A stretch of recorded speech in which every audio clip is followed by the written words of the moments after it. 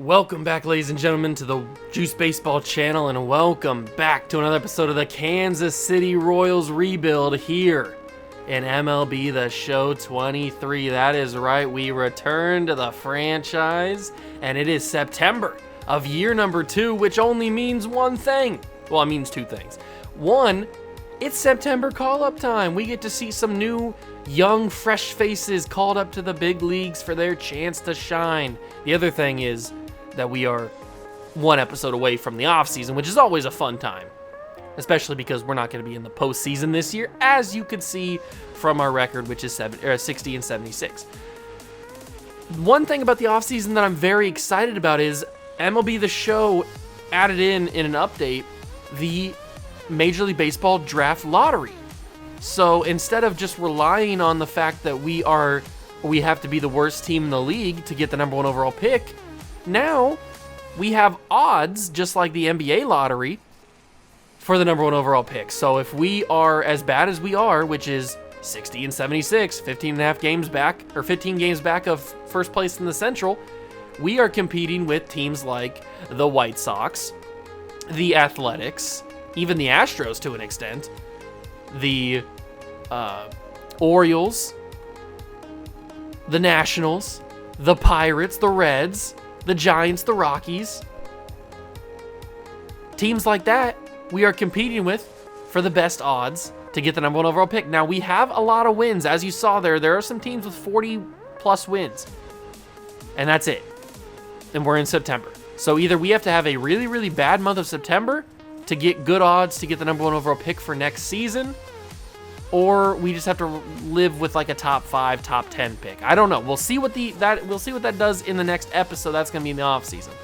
Today is all about the September call-ups, and we talked about this in previous videos trying to get up to it.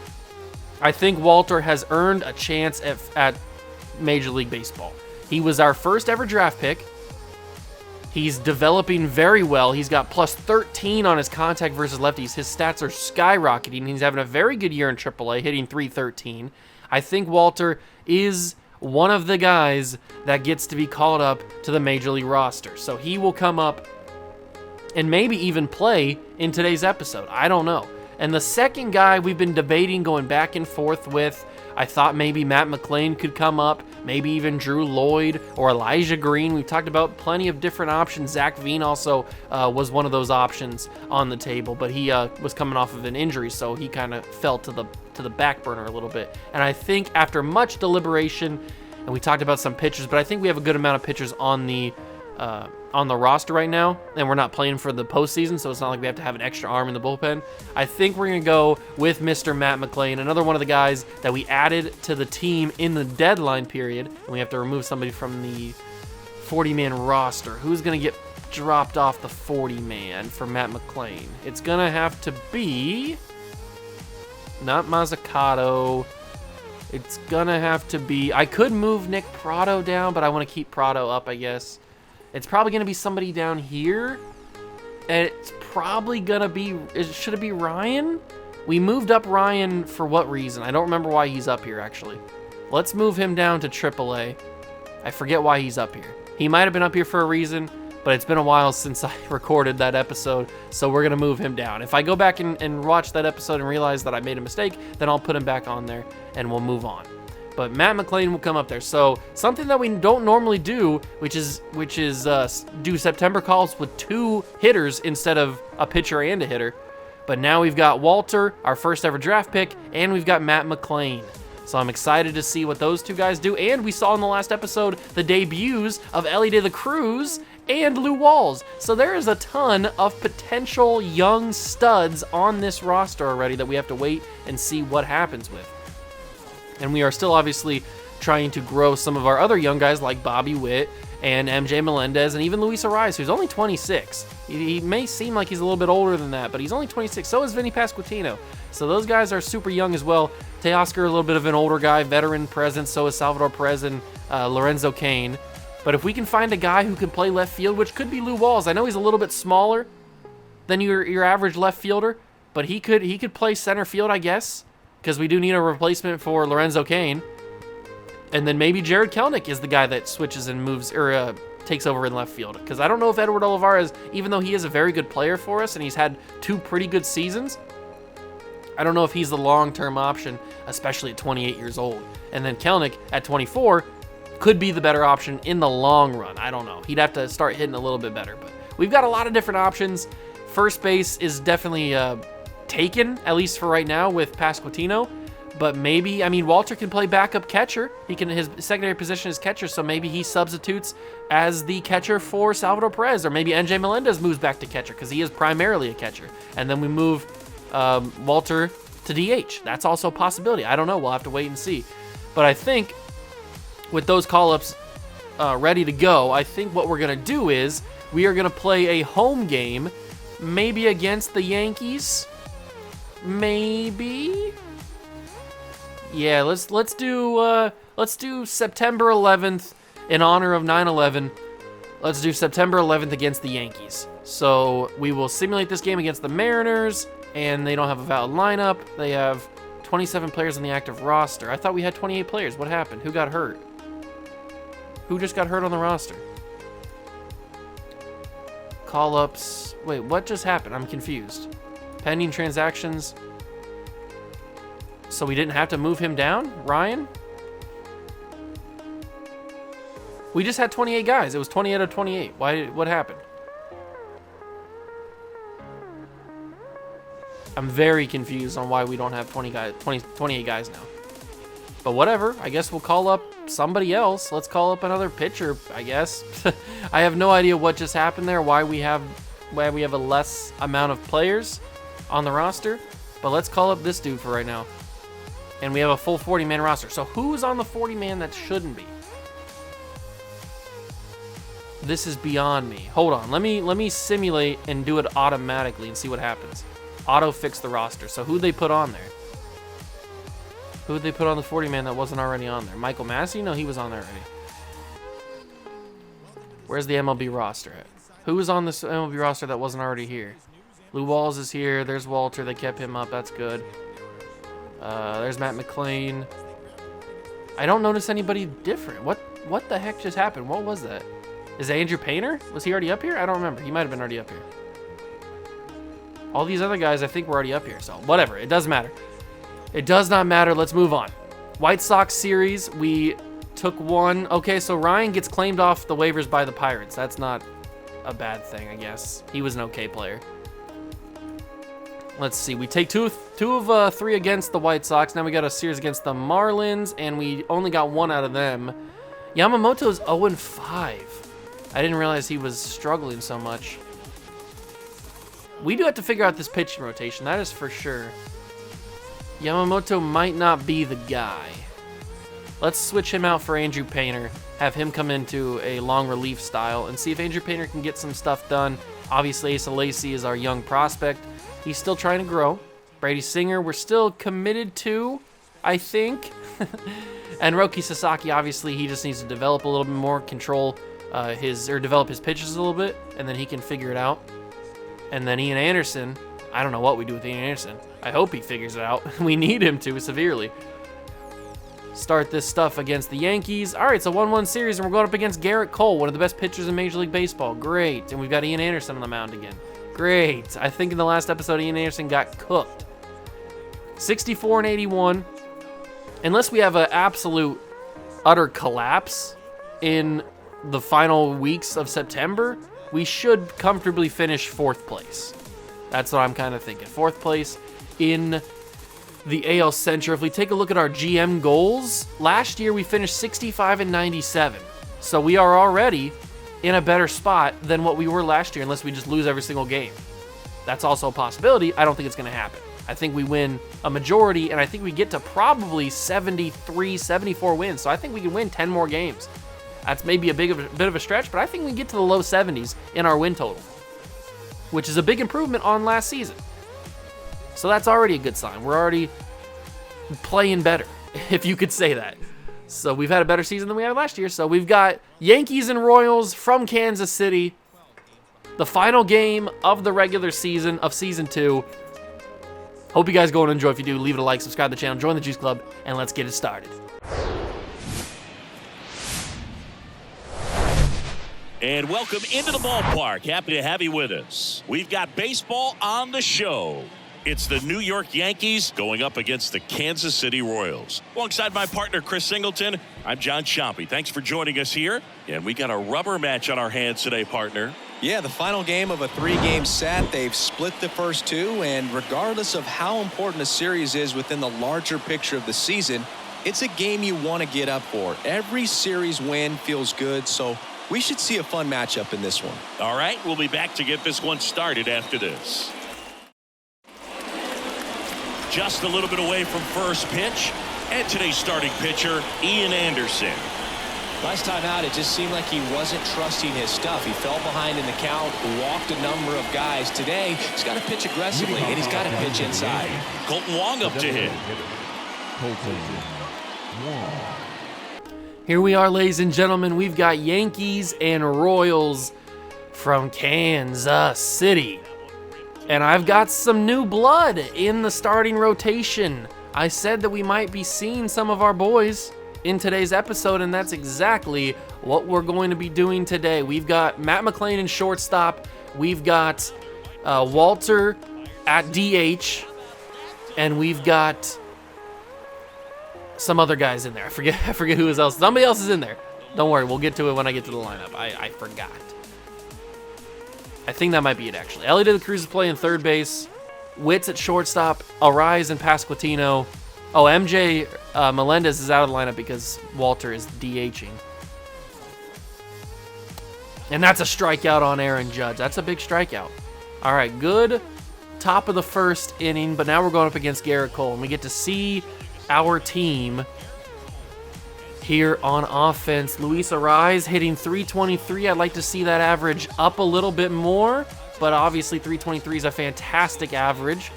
Unfortunately, he doesn't get a hit there. Aaron Judge tracks it in right center.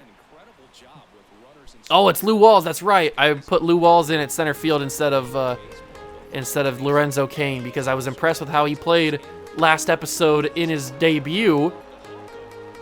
And instead of having another good performance, I screwed that up and broke his bat and popped that up to the catcher. So on a 1-1 count to Vinny Pasquantino, I completely missed that. I was just late on a slider in meatball territory. And that's a quick bottom half of the first for us. That's my bad. I screwed that up. Oneil Cruz has found his way to New York. I don't remember if that was a trade that happened in year number 1. It had to have been because his contract wouldn't have been up. So Yankees must have traded something to get Oneil Cruz because we know how good he can be in MLB The Show simulations. And he's now here in the Bronx. 1-2 count to him, though. He grounds that to first base. Vinny Pasquantino will field it. Step on first. First out. Gleyber Torres. Hitting .232. Kind of a one-trick pony. He really just swings and tries to hit the ball hard. He's kind of like Javi Baez. That's kind of like the comp that I would give him. Only in terms of like offense. He kind of just swings. If he hits it, it's probably going to go hard. More than likely. 2-2 count to him, though. Ian Anderson sends the fastball low and away. Arise will field it. Throw it to first. Second out. You love to see it. And now it's Harrison Darth Bader. Hardly know her. And he fouls off the first pitch fastball. That was a hard hit ball, too. He hit that hard. What can Darth do against Ian Anderson? It'll be a strikeout, strike 3. Caught him chasing on the circler. And that is the end of the second for the Yankees. And now it's time for Ellie De La Cruz. We didn't get to see much of him in the last episode because I went like 0 for 5 or 0 for 6 with him. So that's on me. That's on me for sucking with Ellie De La Cruz. But if I can change that today, I will. That's a base hit, and De La Cruz is on first to lead off the second. And that gives me beautiful steal opportunities. And you know I love me some stealing opportunities, especially against the right-handed Garrett Cole. 99 speed, 88 steal. I don't care what you say. I'm taking second base. Nobody's picking off Ellie De La Cruz. Easy. Light work for De La Cruz. 17th stolen base of the year, and you know what? I might even get a little crazier and steal third. De La Cruz in real life stole home plate at one point. So getting third base is nothing. Light work. De La Cruz is the Flash. Bada bing, bada boom. Got a great jump. He got a better jump than he did going from first to second, that's for sure. And now Teoscar Hernandez sits 2-2. They called that first pitch a strike, which is crazy. I could try to steal home, but I don't want to ruin a chance to get an RBI or something. Stealing home in MLB The Show is a lot harder than stealing home in real life. Oh, but that's going to get me... I don't know. I'm not going to go. With no outs, I'm not going to risk it. O'Neal Cruz got a cannon, too, especially from that deep, or that short. Even at 99 speed, I don't know if De La Cruz would have been able to be safe there. But Bobby Witt steps up with one out in the inning. I could do like a sacrifice bunt situation with a steal home, but that'd be kind of weird. I've done it before. But I'm going to give it a shot here. I'm going to give it a shot, see if I can get an RBI the great way, the natural way. And that's going to be it. And Bobby Witt, 99 speed, should be able to beat the throw, and he does. RBI single for Bobby Witt, and that just replaces one fast guy on base for another fast guy on base. And you know what? I think we might do the same cycle here and just steal some bases. But now we've got the debut of Walter. 99 speed, safe. But I'm not going to steal third, though. We've got Walter Bake, however you want to say his name. I still haven't pronounced it yet. He is up here for the first time on camera. Walter, and I screwed up the pitch. I apologize, Walter. That sucks, but we'll get to see Matt McLain pretty soon, maybe even up next. I don't remember where to put him in the order. Nope, Salvador Perez. Salvador Perez is here. And Salvador will send that to left field, and I'm sending Bobby Witt home. There's no way the left fielder can throw that. Absolutely safe by a mile. Bobby Witt scores. Royals lead 2-0 here in the bottom of the second thanks to Salvador Perez. Here's Matt McLain only hitting 143 in his 7 at-bats he's had at the big league level this season. We can hopefully change that. And I might have to, speaking of change, I might have to change some numbers here. Matt McLain wearing number, what was that, 16 or something? I have to give him his number on the Reds, but that's a bad swing by me. That's not on Matt's fault, or that's not Matt's fault, that's me, that's on me. Anthony Rizzo, the king of the Riz, hitting 242 this year. Ooh, a little flinch, way early on the flinch too. I don't know what he was even sitting on. I don't throw a 200-mile-an-hour fastball. What are you sitting on, Rizzo? It doesn't matter because he sends that to left field to third base. De La Cruz underneath it, and he's got the out. Jose Trevino, having an okay year, 248, 7 home runs, 48 driven in. It's an okay year for him. Not the production I guess the Yankees would be looking for, but I eat my words as he sends that for extra bases, although 14 speed, oh, he's definitely going to get it. Lou Walls fields it in center field. Is he going to go 3? Oh, if he had more speed, he probably does go 3. But Trevino has a double with 1 out in the inning. That brings up Aaron Hicks, but he just grounds it to Pasquantino. He does his job. He gets the runner to third, so I guess you could say that was a successful at-bat if you want to. Colton Wong at the plate now, the leadoff man, and he swings past a fastball from Anderson. We'll see if we can get him low with the circle. Oh, the circle went a little bit high, but it's still a grounder. Arise should be able to field it cleanly and get out of the inning without any damage. You love to see it. And now we're back up to our leadoff man, Luis Arise, who just made the final out the previous inning. Bottom 3. 2-2 count to Arise, and Arise will pop one to shallow center field. Darth will make the play for the first out. All right, no big deal because we got Lou Walls. He got a new bat, broke his first one. 1-2 count. No, you cannot believe that. The 12-6? Really? Unbelievable. The audacity to throw that. And the audacity of the umpire to call that strike 3 is insane. All right, whatever.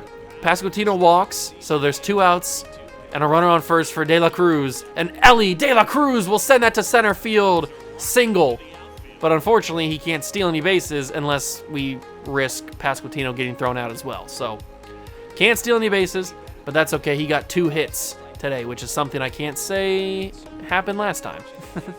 3-1 count to Teoscar. You don't walk the bases loaded? No. Didn't have green light. That was red light all the way. Just wanted to see if he'd walk the bases loaded. He still might. There's still the potential for him to walk the bases loaded. And he will not because he throws a fastball basically down the middle. But I pulled the PCI a little bit too low. Whoopsie daisy. Oopsie poopsie. What will Garrett Cole throw here? You cannot be serious. Back to back on the BS calls. This home plate umpire has been paid off by the Yanks. I can't believe it. What outrageousness is this? That slider was on the absolute edge of everything, and they called it strike 3. That should have been bases loaded, and the inning could continue. Unreal.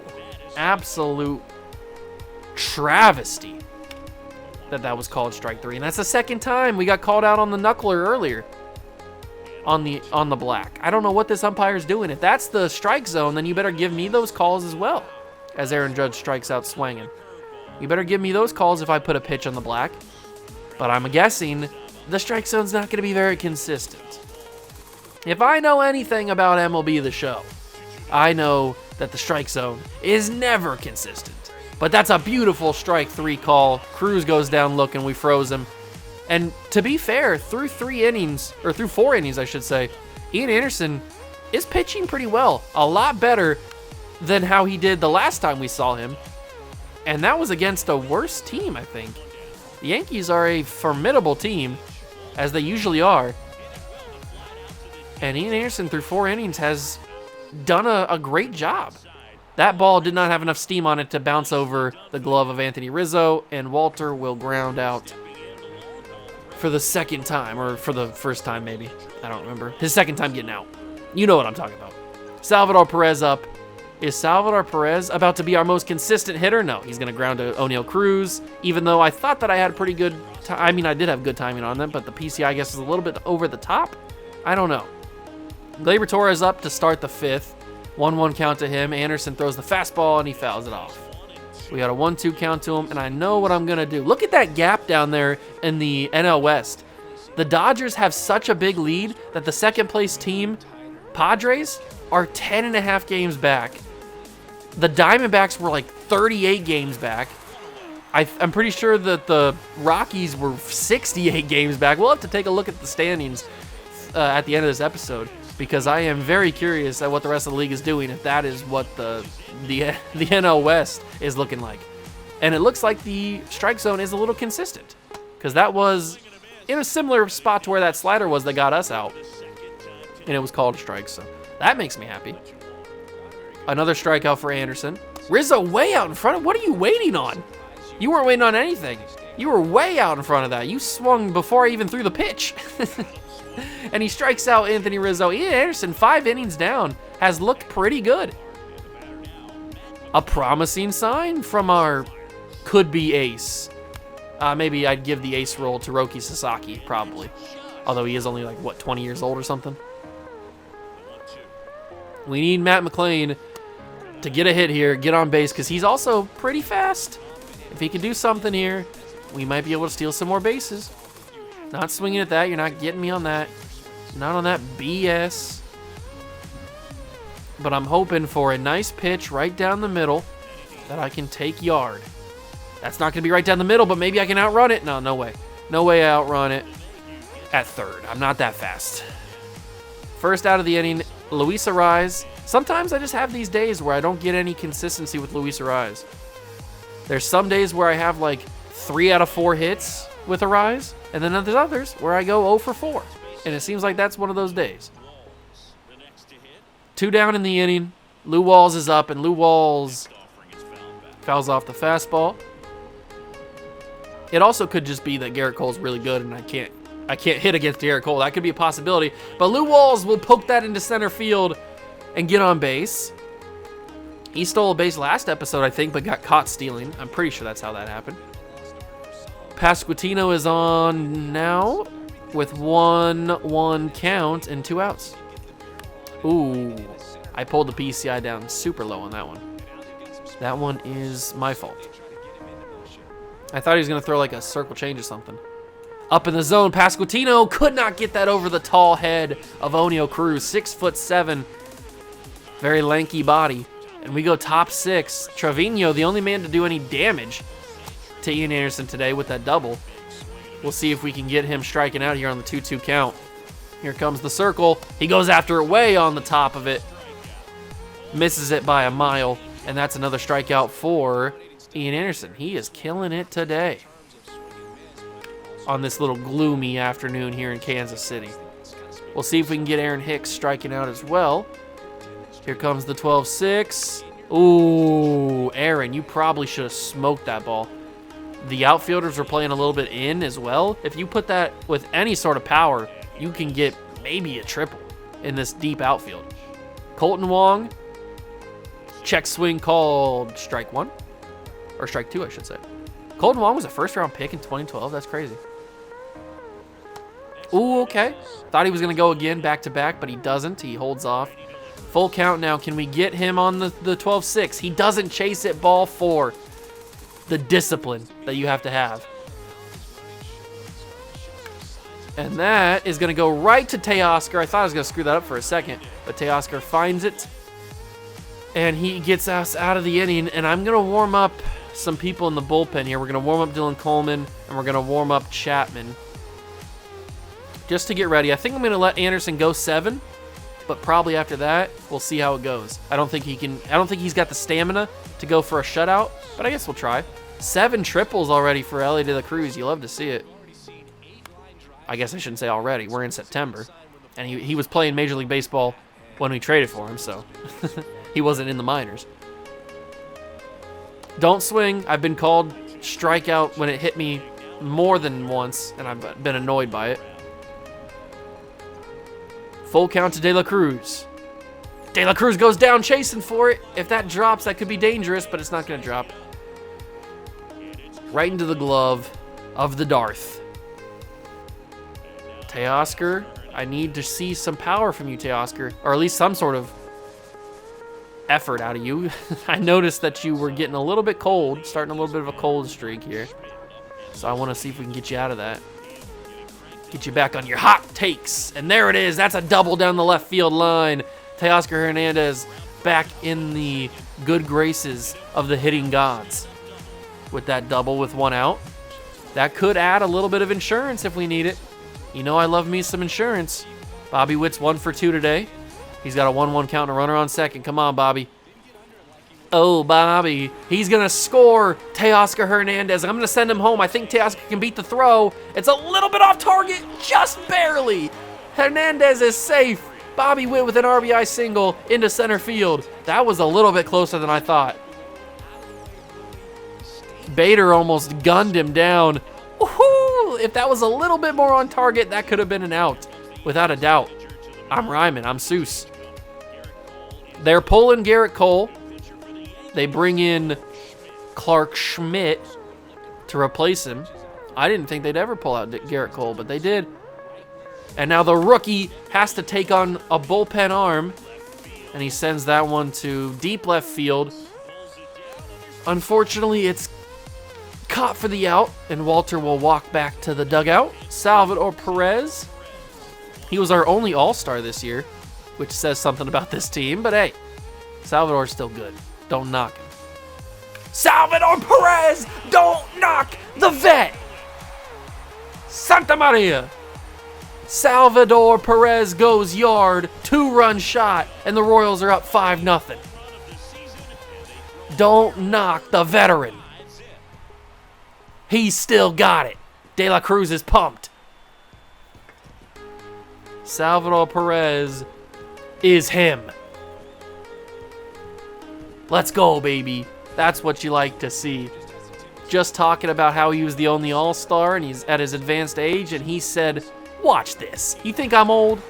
I'll show you a thing or two about being old. 401 distance, 104.3 exit velo. And the Royals lead 5-0 in the 6th against the Bronx Bombers. And now Matt McLain's got extra bases. Get on your high horse, Matt McLain. Safe. That's a double. McLean. His first double of the year. And now it's time for Luis Arraez. Come on, Luis.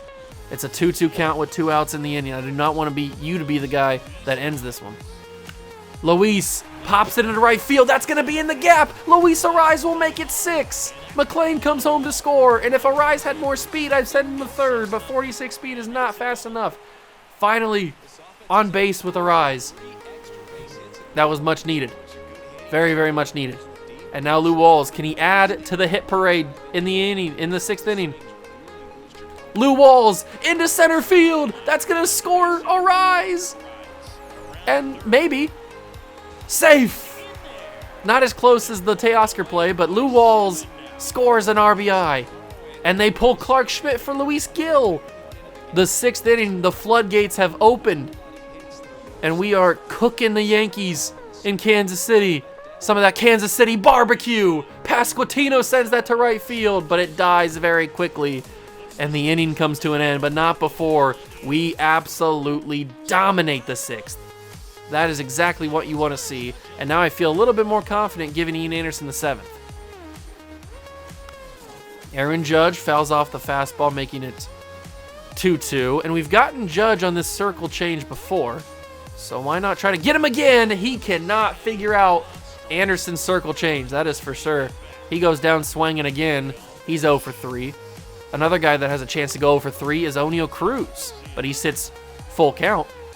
And we'll try to see if we can get him to strike out or ground out or something. Anything but a walk. And it's going to be a walk. That circle change got way out of control there. That was not even anywhere near where I wanted it to go. But it is what it is. Can I get a double play here? No chance, but I already pressed triangle. De La Cruz took a long time to field that, and I already had pressed triangle. So that's my fault. I screwed up the double play opportunity. I screwed up getting at least an out. That's going to be to Lou Walls in center field. There's no way Cruz goes. Nah, he's not going to go. Even Lou Walls, who doesn't have the greatest arm, but hey, that was pretty accurate. Not gonna test it. And now Rizzo is up with 2 outs and a 1-2 count. Fouls off the fastball. We'll see if we can get him with the circle change. Yeah, Anderson's getting tired. Strike 3. Oh, come on, man. You know you wanted to call that strike 3. No, he made contact? I don't know if he made contact with that. Circle change goes low. I think I'm just going to throw a fastball, see if we can get something out here. Everybody's running. He somehow makes contact again. I'll go 2-seamer this time. A little bit more movement on it. That's got him to Pasquantino. Steps on first. Inning over. Ian Anderson, 7 shutout innings. And his day is going to be done now. But very impressive. Much better start than the last time we saw him. That fills me with a little bit more confidence than the last time we pitched with him, and it was kind of worrying me. Elliot De La Cruz leads off the 7th with a single, and that gives me a chance to steal. You know I love to steal with Elliot De La Cruz. We're going to try it again here. He's already got 2 bases taken today, but they throw back on me. A little bit more wise to my shenanigans. I think I'm going to bring in Dylan Cole for the top of the 8th. We're going to attempt it one more time. He throws back again. I'll take a pitch off, but he's not going to. And De La Cruz could have walked there. He absolutely could have walked there. That's number 3 on the day. I'm going to take 3rd as well. We might as well. I mean, we got a 1-2 count on Teoscar, which is a little bit scary, but I could sacrifice an out to get Ellie De La Cruz another hit or another stolen base, and he's got it. 4 stolen bases in the game. De La Cruz is on fire. You can't stop him. He's too hot. He's taking all the bases. And now it's a 2-2 count to Teoscar Hernandez. We're in Luis Gil's head. Maybe we steal home. That'd be wild. I don't think I would do that. I've stolen home before. It hasn't gone well. Full count to Hernandez. Come on, Teoscar. If you could score an RBI here, that'd be awesome. Oh, I shouldn't have swung at that. That would have been a ball 4. That would have been a walk. But it scores the run, so I guess whatever. Whatever, doesn't matter. We lead 8-0 now. Here in the bottom of the 7th, Bobby Witt. I probably didn't even need to move the PCI there, but I thought it was going to drop a little bit lower. That's the 2nd out of the inning. And now we got Walter up for the 4th time today. He is 0 for 3. Come on, Walter. I need to hit something with you, and that was a horrible swing. Why did I even swing at that? Maybe that's why he's 0 for 4. Because I swung at that. That was gross. All right, Dylan Coleman comes in for the 8th, and depending on how he goes in this inning, I might let him go the entire way. I mean, he's only got, what, 6 outs to get? If he does well, he might be able to take it all the way to the Hamptons. He strikes out Trevino, so that's a good start. That is a good start from good old Dylan Coleman. Now he's got Aaron Hicks up. He had the 8, 9, and 1 hitters up in this inning. Hicks fouls off the 2-seamer. I think we'll go with a little bit of a slider action here. See if we can get Hicks. Oh, I thought I could freeze him. He doesn't go. 2-seamer past him, 99 in the gun. And Hicks is down swinging. Now it's Colton Wong's action here. 1-2, Arise gets past him into center field. Walls fields it, and Colton Wong extends the inning. That's unfortunate. DJ LeMahieu stares at a fastball. 1-2 count. We'll go with the slider. The payoff pitch. Yeah, how is that not strike 3? You got to give me that. Come on, Blue. 2-seamer back to Coleman, and that's going to be the 3rd out. I think we'll let Coleman go. We still got Chapman warming up in the bullpen if we need to replace him quickly, but I think we'll let my man ride into the 9th. Luis Gil is up, and he is facing the man who homered to basically kickstart the 6th inning that we had. I mean, I know we had a run scored previously, but Salvador basically kickstarted. Did he do a back-to-back? Salvador Perez with 2 home runs! Santa Maria! He is him, Salvador Perez. He heard the doubts. He heard everybody calling him old. He's not old. He's the king. Salvador Perez with his 2nd home run in a row. Yes, sir. Don't you knock him. He's here to stay. He's producing. I'll tell you what, he's producing a lot more than Votto was at this point in the series. And we're only in year number 2. Votto wasn't producing at all in year number 2. At least not to this extent. Give me some of that replay action of Salvador. Let me see it, baby. Let me see it. Oh, just crank that soldier boy. Show it to me. Inject that into my veins. Salvador Perez. Forget his age. He is royalty. Yes, sir. Take it around town. Run those bases, Salvi. Run those bases. Oh, that's all we're going to get out of him? That's all we're going to get from Salvi is this right here? I thought we'd get him entirety on the bases. Stare into my eyes and call me I'm old. Salvador Perez. With the home run to make it, what, 9? I don't remember what it is. But Salvador says, thank you. Next. Let me get a good thumbnail here. Oh, there we go. That's perfect. Screenshot it. Thumbnail. All right. 9-0. Bottom 8. Matt McLean is up. He had a double last time. He was up, and he's got a grounder to third base. That should be the 1st out. All right. McLean goes down. Now it's a rise. He's got a double and an RBI. His 1 hit today. Can I get a 2nd hit? Unless that drops in front of Judge, but I don't think it will.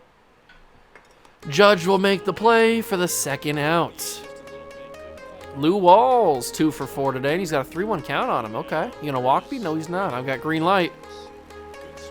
And Lou Walls will make it 3 hits today. Awesome. Awesome, awesome, awesome. Awesome sauce. Vinny Pasquantino is 0 for 3 today. Come on, Vinny. Come on, Vinny. I need some awesomeness from you. And nope, you popped it up to left field. And the inning's over. But we go top 9 with a very comfortable lead. Very comfortable lead. We're going to let Dylan Coleman take these last 3 at-bats. Hopefully. It's only 3. and we're going to see what we can do. If we can hold Aaron Judge to hitless today, and we do! Is that 4 straight strikeouts? I think it might have been. I think he went 0 for 4 with 4 strikeouts today. Judge, court is not in session. Unfortunately, O'Neal Cruz gets on base with a hit into left field. Past a rise. But now we have a chance for double play, so that's always good. Although last time we had O'Neal Cruz on and a chance for double play, didn't go very well. I'll settle for a strikeout. Nope, Glaber. I'm not going to cost myself an out this time. Definitely wasn't going to be able to get the double play there, so we just go to first, and we take the second out. But now Darth is on tap for a nice plate appearance, but we ruin it. Royals win 9-0. Ian Anderson goes 7 strong and looked very impressive. But the man who looked the most impressive was the veteran. The man behind the dish. That man right there, Salvador Perez. 3 for 4 with 2 home runs and 4 RBIs. Even crazier, Elly De La Cruz, 4 stolen bases. Pretty insane, if you ask me. Now we're going to simulate the rest of season number 2. This is always the fun part. We got a 4-game set against the Twins, and we lost every game but 1. All right. Cubs now take 2 of 3, okay. Now the Astros. The Storm Chasers, 73 and 77, didn't make the postseason. But the Naturals in AA won the division. They're playing in the postseason. All right. That's good to know. We only beat the Astros 1 time. Now we play the Angels. Beat them 2 out of 3. We can't sweep teams, but we can win 2 out of 3. That's usually what we do. And now it's time for the Diamondbacks' final series of the season. And luckily for us, Camilo Doval is out for 1 to 2 weeks, and it's the end of the season, so we won't have to miss him too much. But Walter Bake, however you pronounce it, fractured his wrist against the Diamondbacks. He's out for 2 to 3 months. He might miss a little bit of next season. No, he won't. He's not going to miss next season because it's only 2 to 3 months. But that's crazy that Walter is injured now. And he was having an okay beginning to his MLB career. 37 at-bats, 2 home runs, 6 RBIs, hitting .297. I'd say that the future could be a little bit bright for Walter. But now we got to find a guy to bring up to the big leagues. And I think it might be either Zach Veen or Drew Lloyd. One of those 2 guys is probably going to get called up. I think it's going to be Zach Veen. Let's move Zach up to the big leagues. I think he's ready, at least for the end of the season, the final 2 games. It doesn't really matter. And we finished 72 and 90. So what did I say? I thought we could go and finish in the low 70s. And that is so much better than 65 and 97. We finished with 7 wins higher than what we had last season. So you can see the progression. Now our contract goal is to win the division. We could get fired. We could get fired. I hope that doesn't happen. I think year number 3 could be a little bit different for us. But let's take a look around the league at our stats, or around the team at our stats. So Luis Arraez, in 618 at-bats, had 8 home runs. Not really known as a home run guy, but 8 home runs is pretty good. 47 RBIs, hit .325, which is the best he's hit since 2019. Not even when he won the freaking batting title, which was this year, .316. He hit .325, had an on-base percentage of .377, slugged .434, OPS of .810. I think Luis Arraez had the best year of his career. He didn't have as many RBIs as he's had previously, but a great average. All of his splits are amazing. All of his averages are fantastic. And his WAR is 4.3, which is the best since his award-winning season, his Silver Slugger season. I mean, are you kidding me? Luis Arraez killed it. I haven't checked the awards, but maybe he won it again. I don't know.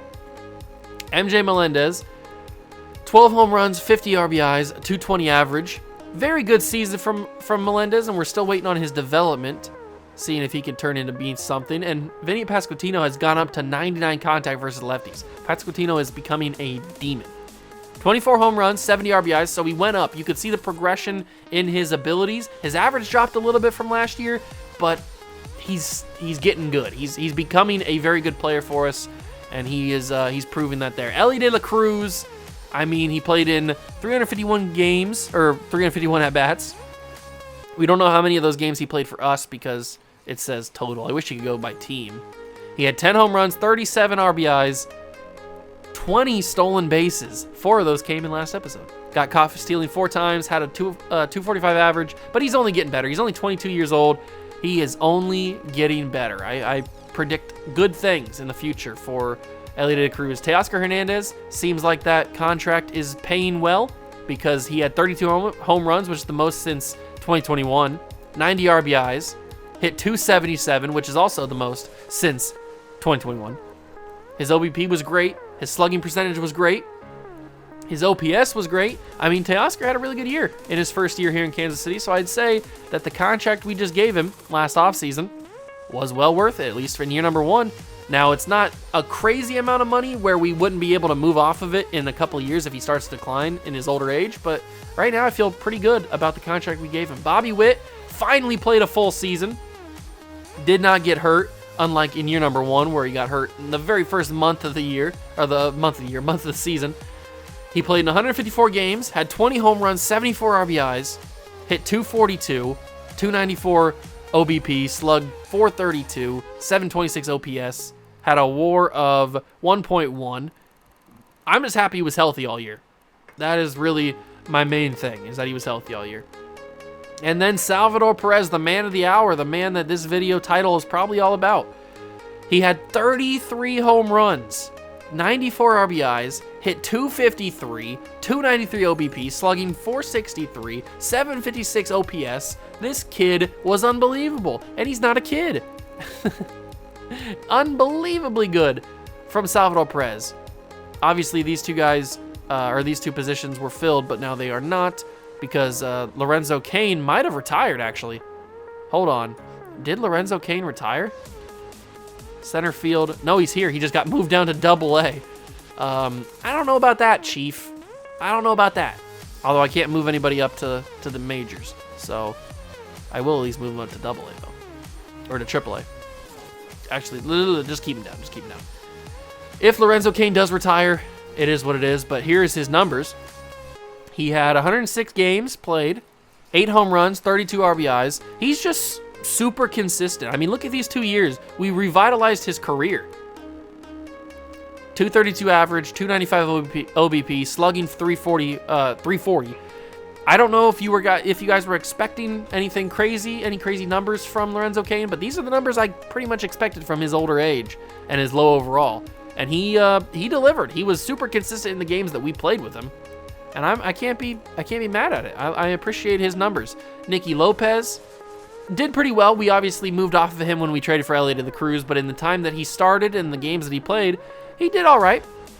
He didn't really get much of a chance, but Nicky Lopez, I don't know. I feel weird. I don't know if Nicky Lopez is going to be the guy for us in the long run, especially now because we have De La Cruz. I don't know what's going to happen. He might have fallen into like that, I don't know, the obscurity kind of thing. I don't know. It's weird. We'll figure out what to do with Nicky sometime.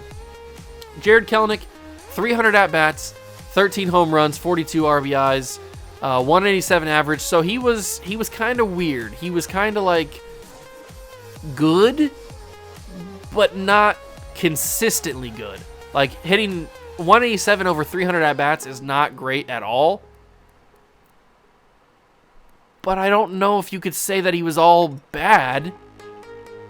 I don't know. That's tough. It's weird. It's really, really weird. I don't know. We'll see what he does. Lou Walls, 16 at-bats, 1 triple, 3 RBIs, hit 375 in those 16 at-bats. I like the future of Lou Walls. He may be 26, but I like the future of Lou. He could be our future center fielder. Zach Veen did not play at all. Elijah Green did not play at all. Nate Eaton played 93 games. Had 30 RBIs, hit 213, slugging 350. It's a fine season from Nate Eaton. He kind of falls in that same kind of realm as Nicky Lopez. What are we going to do with him? I don't know. We'll figure it out. Pitching rotation, Ian Anderson. We talked about during the episode how he kind of scared me in the first time we saw him when we first pitched with him. But this start in this game against the Yankees we just played, he proved very competent. 7 innings of shutout baseball. He did pretty well. And over the season, he had 32 starts. He had 10-12 record. Let's see. How many strikeouts did he have? 147. He did have a 5.12 ERA, which is a little bit higher than I would like. And his whip was really high at 1.59. His whip? His WAR was 2.4, though. I don't know. We'll see what he does. He's only, what, 25? Yeah, 25 at 79 overall. He's still getting better. Roki Sasaki had a much improved season from last year at 22 years old. 13-7 win-loss record, 195 strikeouts, a 3.31 average, 3.31 ERA, and a 1.23 whip with a WAR of 3.5. I've talked about in the past how I think Roki Sasaki is going to be our ace, and I think he might start opening day of year number 3. Depending on what we do in the offseason, Roki probably starts season 3 on the mound on opening day. Brady Singer, the guy that I thought was going to be the ace at 27 years old, 86 overall, disappointed for the second straight year. Last year he went 8-17. This year, 9-13. But he's just, I don't know, he's not getting above 10 wins. He's having 4+ ERAs. His whip is bad. I don't know what to do with Brady. I want to keep giving him shots, but if we're starting to get good, we can't have a guy like that on the team. Andrew Painter kind of came in a little bit late. He's only 20 years old. He's got a ton of time to develop. 5-6 record, 5.48 ERA, 1.71 whip. He's still, we don't really have a big service size or a sample size of him, so we'll give him a break. Asa Lacy, 9-13 record, had a 5.43 ERA. He kind of got beat up a little bit this season, but maybe he can turn that around next year. He's obviously one of our top prospects, so we'll keep giving him opportunities. In the bullpen, Yamamoto struggled majorly. He started 7 games, but pitched in 43 of them. 0-6, a 4.20 ERA, nice, a 1.31 whip, and a 1.3 WAR. I think Yamamoto might be out the door. I cannot have a guy in my bullpen or in my lineup, my rotation, with an 0-6 record and a high ERA. Kumar Rocker didn't pitch. Dylan Coleman, 6-3 record. We just saw him this episode. He had 101 strikeouts, a 3.66 ERA, 1.54 whip. I was impressed with Dylan Coleman. I've been impressed with both these guys, Dylan Coleman and Josh Stalmant. Both throw gas, and both have been very consistent in these 2 seasons. 8-3 win-loss record for Josh Stalmant. He is 30 years old, and his contract is up after this season, so we'll have to figure out what to do with him. I think we're going to bring him back as long as we can get him on a similar deal as what we have him on now. But I've been very impressed with him. I would like to have him in the bullpen until we start to see a noticeable decline. But a 4.74 ERA, a 1.59 whip, and a sub-1 WAR, I'd say he had a pretty solid season for us, and I like having him on the team. Gavin Williams is here. We didn't see much of him. Camilo Duvall got hurt. He is our closer. But he had 46 saves before he got hurt, 10 blown saves. I wanted Camilo Duvall to be the guy that closes games for us, and I think he's got that opportunity. He just needs to lower that ERA a little bit and lower the earned runs. Other than that, he'll be fine. 4.02 ERA, 1.37 whip for our closer. Aroldis Chapman, 1-3, 5.8 ERA. I think the time has passed on Aroldis Chapman. I do like Aroldis. I think he's a very good player. I have affinity for him from being a Cincinnati Reds fan. Obviously, last season in the Reds franchise, we traded for him, and he was here for a couple seasons. Or I think we signed him in free agency. I don't remember. But I think it's time to move on from Aroldis. I do love him. Maybe we can find a way to keep him on the bullpen or in the minor leagues because we have him on a contract. But he has used up all of his minor league options. I don't know. We'll have to figure out what to do with him. And then Joe Jimenez, who we brought in last season, I think in the offseason as well, in the free agency period, went 2-3. He had a 2.86 ERA, a 1.10 whip, and a 0.9 WAR. I think he's a very serviceable setup man and could end up being a good closer if Camilo kind of starts to get beat up a little bit. I don't know. We'll see, but I like having Joe as a kind of a backup safety blanket if we need another save situation. Or if Camilo kind of falters or blows a save, stuff like that. So having Joe there is pretty nice. So those are your stats for the big league club. Standings around the league. Guardians win the division with 93 wins. Twins make the playoffs as the wild card team. We finish in 4th, which is what I expected us to do. The Rangers, with 98 wins, win the West in the AL. Angels make the playoffs. Mariners finish in third. Athletics have 57 wins. I was going to say 5 wins. They have 57 wins. Yankees also make the playoffs as the wild card team. Worst teams in baseball are basically us. We'll see what we do in the offseason with the draft lottery. Braves won the division in the East. No surprise there. Nationals finished with 54 wins. Cardinals make the playoffs as the champions of the Central with 101 wins. First 100-plus win team this year. Cubs and Brewers both make the wild card. Reds finished with 71 wins. The Dodgers had the best record in all of baseball as 117. That's crazy. And here's where we're talking about the gap in between these teams. Padres are 11 games back, and they had 106 wins. That is insane. They would have literally won every other division. Instead, they got stuck with the Dodgers. The Diamondbacks had 79 wins. They finished 38 games back. The Giants finished 53 games back. And the Rockies finished 64 games back.